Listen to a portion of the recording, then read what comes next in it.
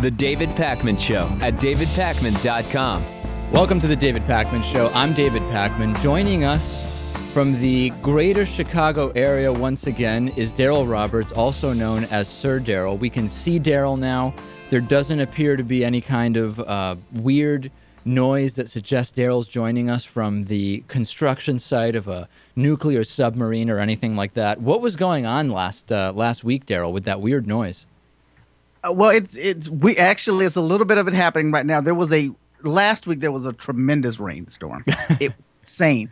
And I have my studio in a place that's amazing except when it rains. Right. And we've been working on getting a new roof put on top of that, but unfortunately, when I was co-hosting on your show, it was a day that the sky opened up and it was raining so hard that you would think that it was coming in, but it wasn't. It was just hitting the roof. Right. And even right now, Darryl appears to be, we see 1 pixel. This is like some of the most bizarre video I've ever seen. But in the meantime, what I want to do is just play a little bit of that weird rain noise. Darryl claims it was rain from the last show. Here it is. You know, as a guy who's coming from IT department, I've seen computers and technology replace jobs all around the world. And we're actually, as a parent, I see that in the schools today. All right. It basically just sounds like there's popcorn popping in the background. That's what I'm constantly told. What's for dinner? What flavor popcorn are you going to have? Are you going to have butter on it? I get those jokes all the time. Hey, how did the whole Sir Darryl thing start? I mean, like, how are you known as? Do you have a knighthood or anything like that, or is it just a nickname?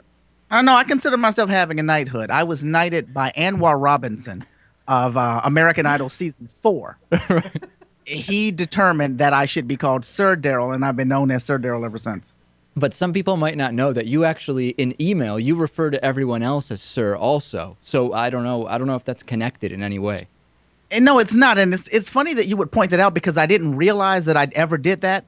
But the moment that you said it, I know that it's true because just growing up, I grew up in a weird kind of a household where we refer to one another as sir and ma'am, no matter how old we were, just as a way of respect. And then when I got older and I find that people really freak out when you call them sir and ma'am, and now I can't stop using it. Wait a second. Hold on a second. You referred as sir or ma'am to your parents or to like brothers and sisters? Just everybody. If you and I were having a conversation, I would refer to you as sir. It would naturally come out of me.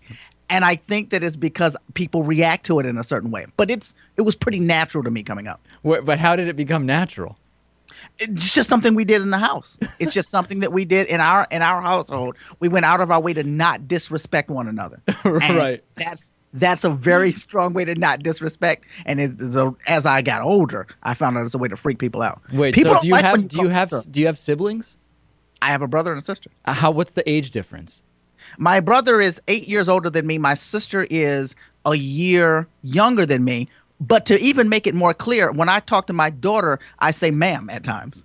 That really strikes me as odd, I have to say. I don't think it's not odd either, now that I say it out loud, but I don't even think about it.